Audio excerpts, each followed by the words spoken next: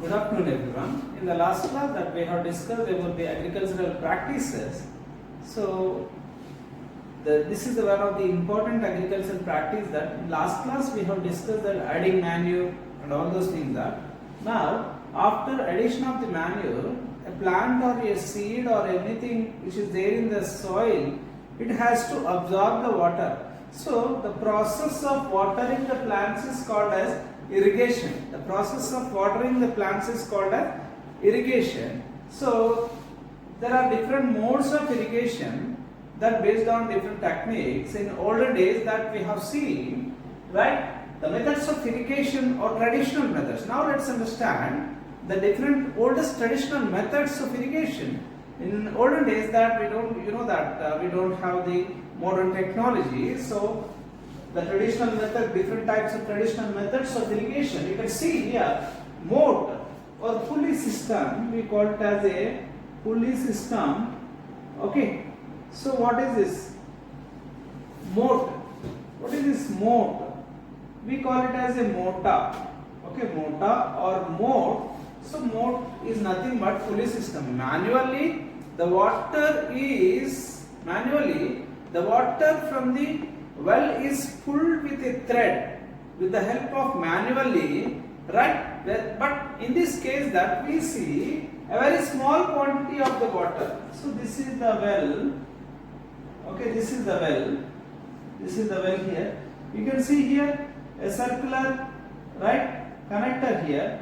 So through this is the thread. This is the container. And here the manual pulley here. The person will pull here. So water is pulled by the manual. It means manually the water is pulled. So this is called as motor or pulley system. Or else we can also use the animal that to bring the large quantity of water from the well. Now let's come to the chain. So chain system here, you see, this is also very important and oldest traditional system. Right? You see here, this is the system where most cases that where water is present on the surface of the wells, right? Okay, now you see here, this is the chain system here. You can see the two cycling rings are there where they are circulating, that to the chain we will see that attachment of the bucket. So when chain is moving here, when chain is moving here, right, the bucket or the container which is attached to the chain, along with the chain, this container also will move and will move up and will move down. When it moves down, it collects the water, and when it is moving up, it collects the water to top and we can use that water. So this is in case of the chain pump. Now let's come to the rahat or lever system. So this is also as very similar to the pulley system, but here mostly camel or animals are involved. Animals are circulating around a stick is fixed that during this condition animal is attached or fixed with a thread, right? Animal is fixed with a thread where animal is rotating and moving around the circle along and support stick, that animal is bringing that. When it is moving clockwise, the water from the bottom, right, in the container is brought up. Again, when animals reverse back, the container will go down, that to bring the water, to take the water up. So in this manner, right, we see the rahat or lever system. Now let's see dekli. So dekli also very simple manner here. So you see here. So this is the well. Here, this is one stick or the support rod, right? Here the container is there. So this stick is left freely. So this stick is left freely, right? And when I put the weight here on the other side of the stick, automatically water is pulled up.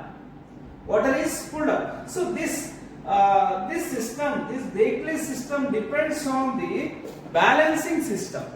Okay, so here when weight is there one side, this will lift up. When weight is not there, it will go down. So in this manner that water is brought up. These are the oldest traditional methods, but now most of the cases that people are not following that. So now let's understand the modern methods of irrigation. Right, the two important modern methods of irrigation, the drip irrigation and sprinklers irrigation. The sprinkler. Now let's understand about the sprinkler irrigation. Right? Let's go ahead to understand about the sprinkler, as it is mostly right nowadays. Sprinklers and drip irrigation is mostly used here. Now you see here, this is a crop field. This is a crop field. These are the crops. These are the crops.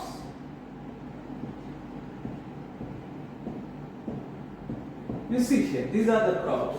In between the crops, a long rod is present. Okay, the top of the long rod is connected with a nozzle. What we call nozzle. As this nozzle is specific to rotate, circulate 360 degrees, on the top of the nozzle you see that the holes are present. So through that water will sprinkle out. Okay, as it rotates to spread the water in the 360 degrees. Right, from the bottom, pipes are connected from the bottom, and water is forced down, forcibly sent with the motor pressure. Okay, you know that. So the benefits of sprinklers is that equal distribution of water. Right? Sprinklers benefit equal distribution of water. As all the parts of the plant get water, equal distribution of water, as all the plants will get water. That is the major thing that in case of the sprinklers. And when come to the drip irrigation, right? So as government is also giving that subsidy to save the water, right? As they are encouraging us to follow the drip irrigation. You see here, this is the crop field. So this is the crop field. I am drawing the plants here. You can see here, these are the plants. Okay, so these are the plants. Here you can see.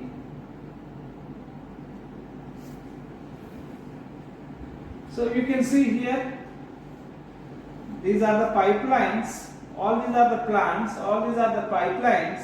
Right? These pipelines are the drip lines. Drip pipelines. What is the drip irrigation means? Water is dripping out where the plant roots are there. So here water is dripped here where the roots are there.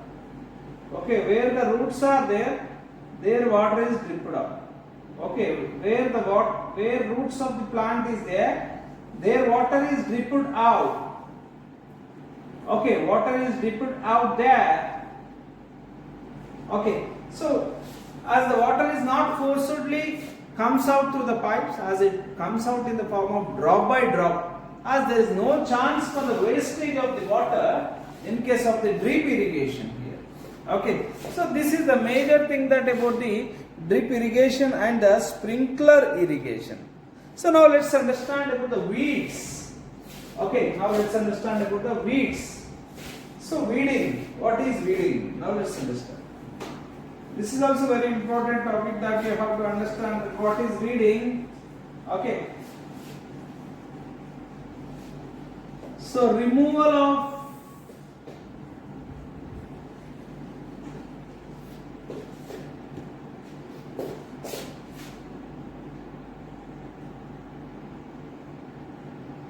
weeding. First you have to understand about the weeds. What are weeds? So weeds are the unwanted plants. The unwanted plants in the crop field. Unwanted plants in the crop field. Unwanted plants in the crop field is called as weeds. So removal of that weeds. Removal of that weeds.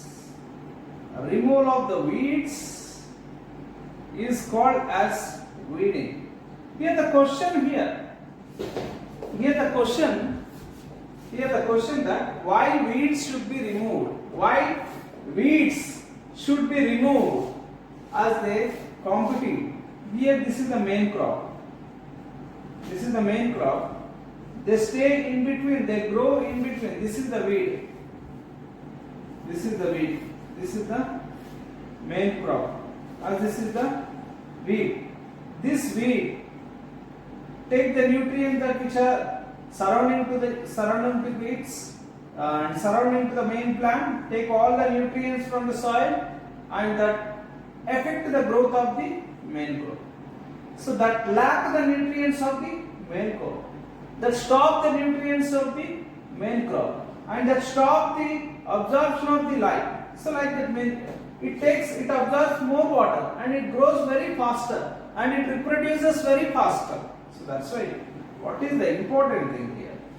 When weeds are present in the crop, they take more nutrient, they take more water, and then it becomes less available to the main crop.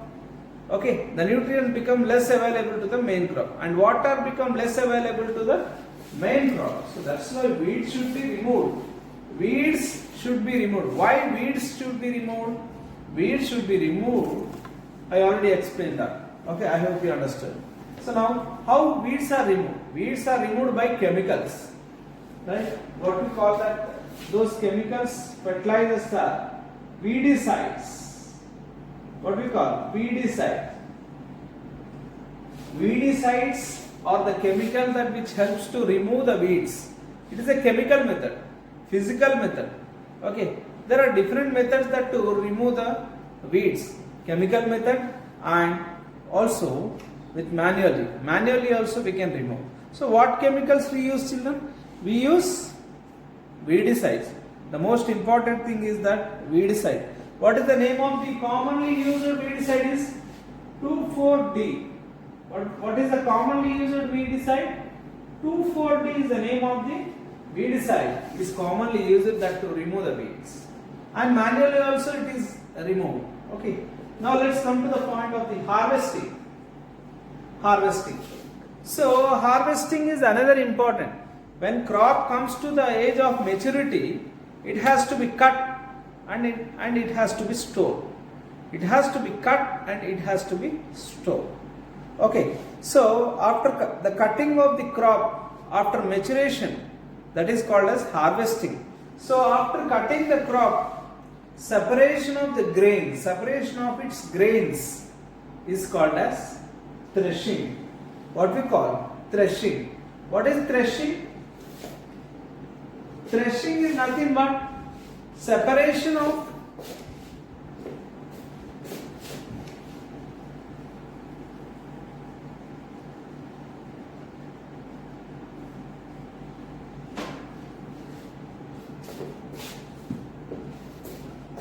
harvesting. When crop comes to maturity, now threshing. So what is threshing? Separation of grains from the crop. How? Separation of grains. Separation of grains from crop. So how grains are separated? By beating on the hard surface. When you cut the rice, it means the rice crop. After cutting the rice crop with the help of sickle instrument, that we will beat it on the hard surface. By beating on the hard surface, the grains are separated. The grains are separated. Then, another important point that you have to remember, that is winnowing. What we call winnowing. What is winnowing? Winnowing is nothing but, okay, so when grains are separated, in separated grains we will see that lightweight substances and weight substances. Okay, lightweight substances and weight substances. So here you see, so we should stand on a height. As you are seeing in the TVs also, farmers will perform this activity, right? So they pour the grains which is collected after threshing. After threshing, whatever the grains they are collected, so they pour from certain height. Why they pour from certain height? Because the heavyweight grains will reach down, and due to the airflow, the lightweight substances will move aside. So this is also a separation technique. This is also a separation technique that where the grains are harvesting. This is a separation technique of harvesting. Grains are separated by threshing. The lightweight substances in the grains is called a chaff. CHAFF. Chaff. Chaff is separated by right winnowing. By standing on certain height, we are allowing that collected grains to move down from the top. When they are moving down, the heavyweight will reach down and the lightweight will move away. So this is called as, nowadays latest technology machines are available. Combine, COMBINE, combine. What is that combine? So when grains are taken inside, when crop is after harvesting with the help of machine, the grains are separated inside the machine itself, and the chaff also separated inside the machine itself. So it will perform the action of both harvester and winnowing. So we call that as a combine, COMBINE. Now the last point, that after collection of the grains, it has to be stored in a particular place, that because after harvesting immediately it is not taken for consume. It is not fit for consume, or else it may fit for consume even though, but at a time we cannot consume the total quantity of the rice. So in case of that, the quantity of the food should be stored in particular storage. Nowadays we are seeing that cold storages. Okay, in olden days, granaries is nothing but it is constructed with a mud, and where some certain temperature is maintained, inside that rice is stored. And cold storages, you are very familiar that even in cold storages also we will see that some beautiful and suitable temperature is maintained, that where grains are protected. Nowadays we see that silos are nothing but big tanks. As you know that big tanks are available, which is made up of metallic substances. Okay, big tanks are there that in which grains are restored. So such containers are called as silos. In that also we will maintain some particular temperature. Okay, jute bags plays very important role. Yes, and other thing that you have to remember, before storage of the grains, we have to take many precautions that no animals like rats are there in the storage point or the storage place, because they damage the food products. And also we have to use some of the insecticides and chemicals that to kill the rats and some other animals in the storage region. So I hope you understood this lesson, crop production and management.